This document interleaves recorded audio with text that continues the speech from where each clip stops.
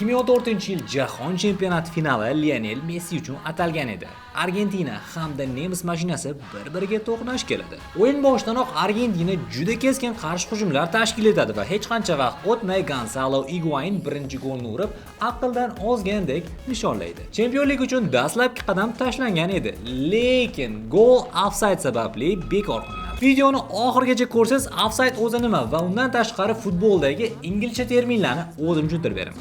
Ofsayd o'yindan tashqari holat, ya'ni hujumchi pas berayotgan soniyada raqibning oxirgi himoyachisidan oldin o'tib ketgan bo'lsa, ofsayd holati deyiladi. Free kick, jarima zarbasi, ya'ni raqib tomonidan qandaydir qoida buzilgan bo'lsa, hech qanday qarshiliklarsiz erkin ijro etiladigan jarima zarbasi. Futbolda darvozabon o'z darvozasidan hech qanday to'p o'tkazmasa, inglizlar buni clean sheet, ya'ni toza varoq, quruq o'yin degandek nomlashadi. Cooling break, suv ichish uchun tanaffus. Cooling break odatda havo harorati 32 dan yuqori bo'lganda hakam tomonidan suv ichib salqinlanib olish uchun beriladigan tanaffus.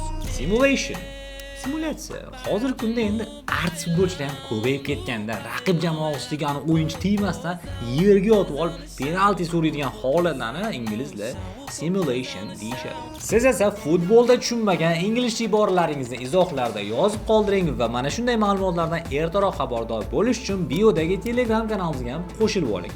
Aytgancha, u yerda har hafta bepul, mutlaqo bepul jonli darslar ham bo'lib boradi.